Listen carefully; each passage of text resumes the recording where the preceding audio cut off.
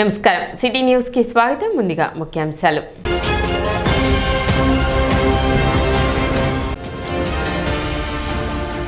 రైతులలో భరోసా నింపే విధంగా కూటమి ప్రభుత్వం పనిచేస్తుంది. మంత్రి నాదెండ్ల మనోహర్.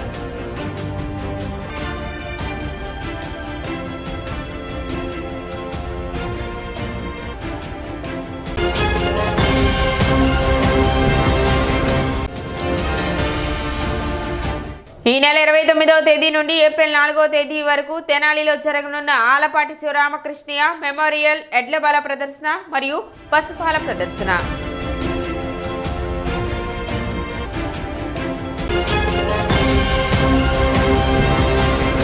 పట్టణ నెహ్రూ రోడ్లోని శ్రీ రుక్మిణి సత్యభామ సమేత శ్రీ గోవర్ధన స్వామి మరియు వీరప్రతాప ఆంజనేయ స్వామి వారి జీవధ్వజ శిఖర ప్రతిష్ట మరియు మహాకుంభాభిషేక మహోత్సవాలు ఈ నెల 7వ తేదీ నుండి 10వ తేదీ వరకు నిర్వహించనున్నారు.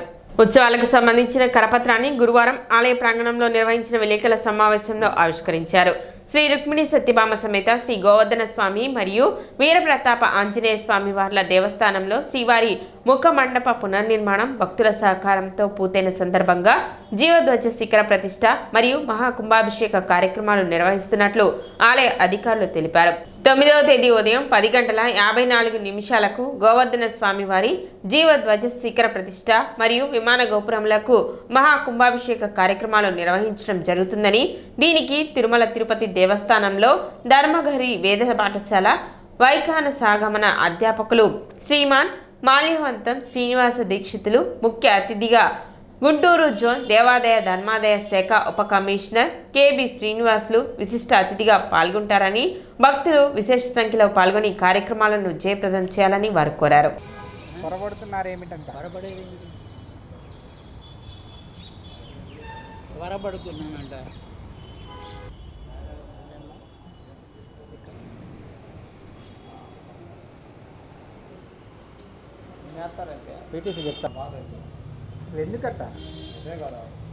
తెనాలి నగరంలో అత్యంత ప్రాచీనమైన దేవాలయాల్లో ఒకటైన శ్రీ రుక్మిణి సత్యభామ సమేత శ్రీ గోవర్ధన స్వామి మరియు వీరప్రతాప ఆంజనేయ స్వామి వారి దేవస్థానంలో ధ్వజస్తంభ శిఖర ప్రతిష్ట మరియు మహాకుంభాభిషేక కార్యక్రమాలు ఈ నెల 7, 8, 9 మరియు 10 తేదీల్లో జరుగుతున్నాయి.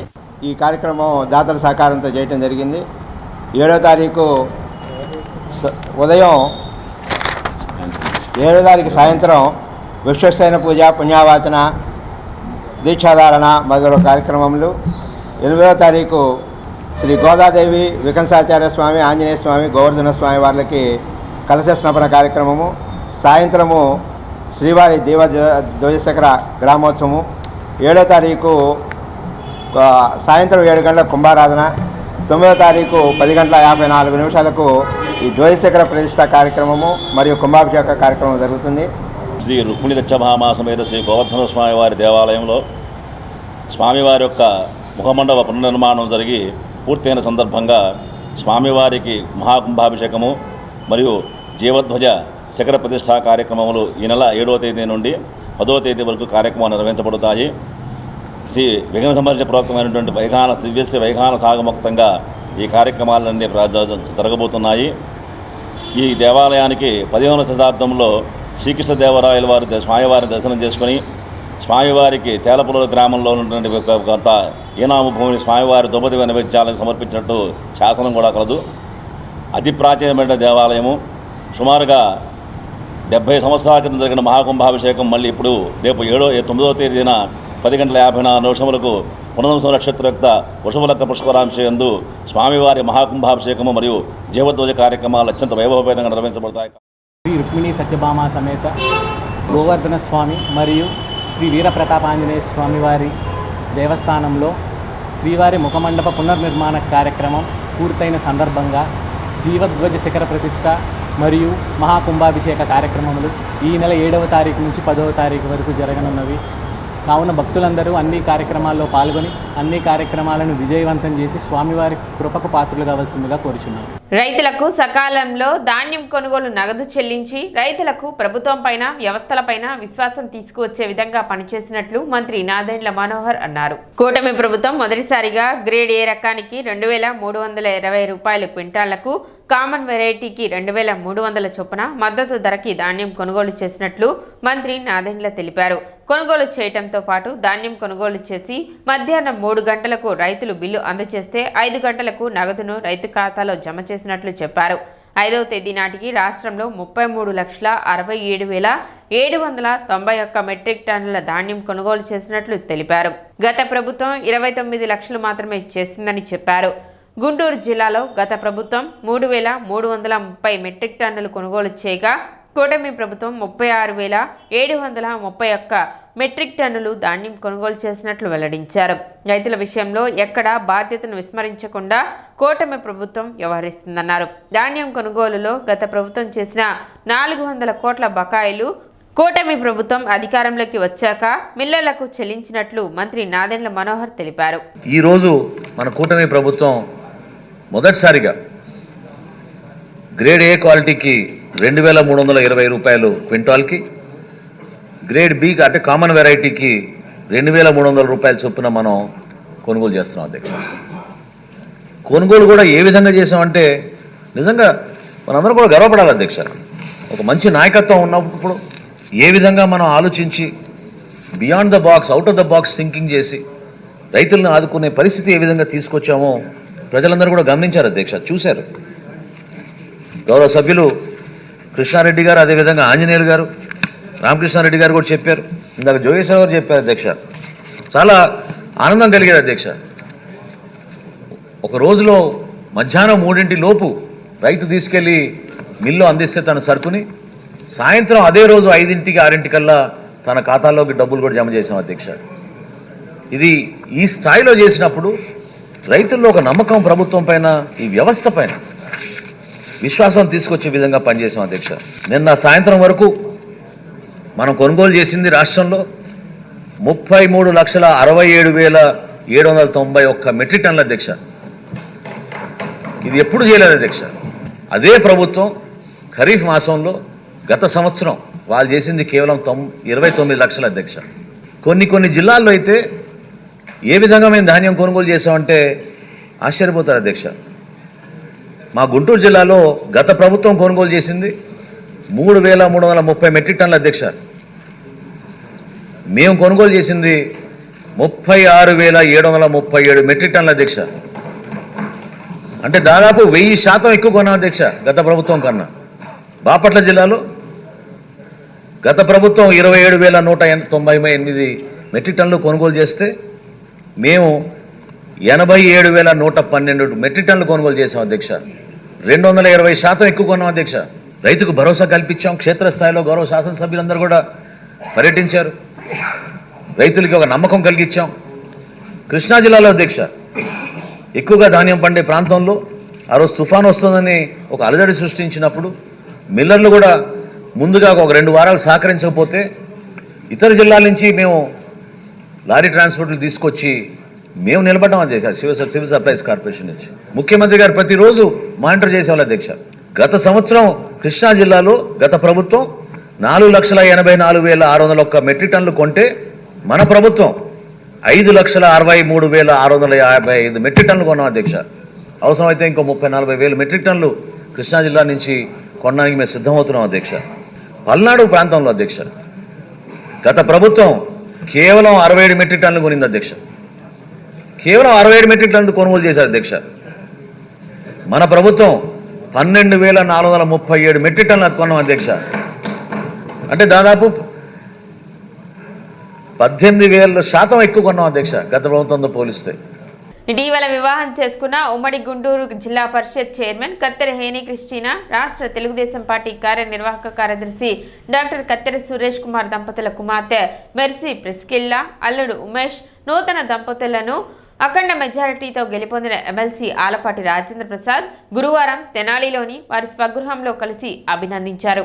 వివాహం జరిగిన 3వ తేదీన ఓట్ల కౌంటింగ్ ఉన్నందున తాను వివాహానికి హాజరు కాలేకపోయానని ఆలపాటి చెప్పారు. గురువారం వచ్చి నూతన దంపతులను సెలవు కప్పి బొకే ఇచ్చి అభినందనలు తెలిపారు. నూతన జీవితం సుఖ సంతోషాలతో గడపాలని ఆలపాటి ఆకాంక్షించారు.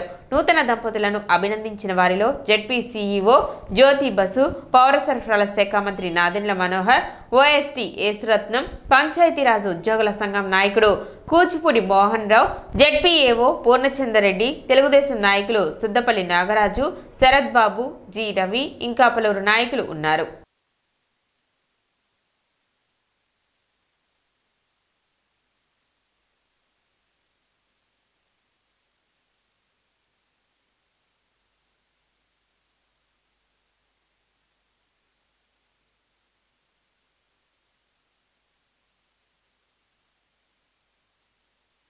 ఈ నెల 29వ తేదీ నుండి ఏప్రిల్ 4వ తేదీ వరకు తెనాలిలో ఎడ్లబల ప్రదర్శన మరియు పశుపాల ప్రదర్శన నిర్వహించనున్నారు.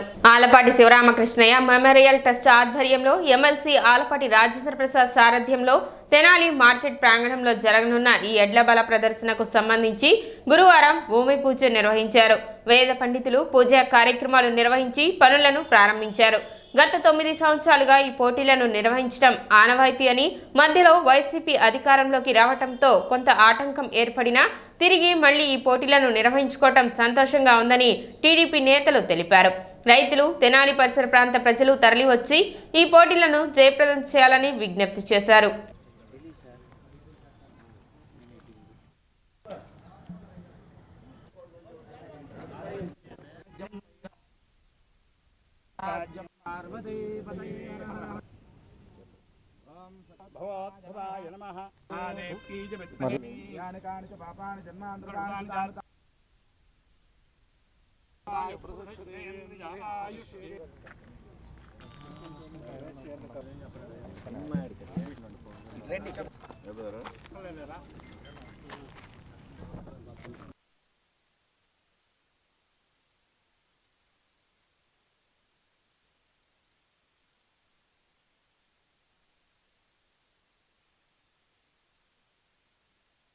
ఈ నెల 29 తెలుగుదేశం పార్టీ కీర్తిశేషులు అన్న ఎన్టీ రామారావు గారు పెట్టిన రోజు స్టార్ట్ అవుతుంది. 7 రోజులు జరిగి అన్నగారు పుట్టినరోజు 4వ తారీఖు ముగిస్తుంది. మరి ఈ సంవత్సరం ప్రత్యేకంగా విశేషమైన బల ప్రదర్శనకి ఎడ్ల సమీకరణం చేయడం జరుగుతుంది. పోయినసారి ఏ విధంగా ఘనంగా చెప్తున్నామో అలాంటి ప్రాంతాలందరికీ ఇంటిమేషన్ చేయడం జరిగింది. మరి ఈ సంవత్సరం ప్రత్యేకంగా మరి ప్రకాశం డిస్టిక్ నుంచి కానీ, కృష్ణా జిల్లా నుంచి కానీ మంచి ఎడ్లు రావడం అనేది జరుగుతుంది. మరి అన్నగారి ఆశీస్సులు, శ్రీరామకృష్ణ గారి ఆశీస్సులు ఘనంగా జరగాలని చెప్పి కీర్తిశేషులు ఆలపాటి శ్రీరామకృష్ణయ్య మెమోరియల్ ఎడ్ల బల ప్రదర్శన పోటీలకు జరిగిన పోటీలు ఈ నెల 29 నుండి ఏప్రిల్ 4వ తేదీ వరకు జరగటం ఆనవాయితీ. అందులో భాగంగా ఈరోజు వేద పండితుల ఆధ్వర్యంలో భూమి పూజ కార్యక్రమం ఘనంగా జరిగింది. అంతేకాదు ఈ ఎడ్ల బల ప్రదర్శన మొదలుపెట్టి ఇది 9వ సంవత్సరం. కీర్తిశేషులు నందమూరి హరికృష్ణ గారితో మొట్టమొదటిగా ప్రారంభించబడింది. ఎడ్ల బల ప్రదర్శన పోటీలే కాకుండా పాల పోటీలు, అలాగే అందాల పోటీలు, ఒంగోలు జాతి ఆవుల అందాల పోటీలు అందులో భాగంగా జరుగుతూ ఉంటాయి. మధ్యలో వైసీపీ ప్రభుత్వం వచ్చినప్పుడు 5 సంవత్సరాలు ఆటంకం వచ్చినప్పటికీ మళ్ళీ తిరిగి మా అన్న ఆలపాటి రాజేంద్ర ప్రసాద్ గారు అట్లా రైతులు అందరూ కూడా, ఈ డెల్టా ప్రాంతంలో ఉన్నటువంటి రైతులందరూ కూడా, పశుపోషకులందరూ కూడా ఆనందపడే విధంగా అంతేకాకుండా ఈ బల ప్రదర్శన ద్వారా రైతాంగం అటు ఆవులను కానివ్వండి, ఇటు ఎడ్లు కానివ్వండి, వాటిని పోషణ చేసి ఖచ్చితంగా పెంచడం జరుగుతుంది. ఇప్పుడు ఒక చిన్న విరామం.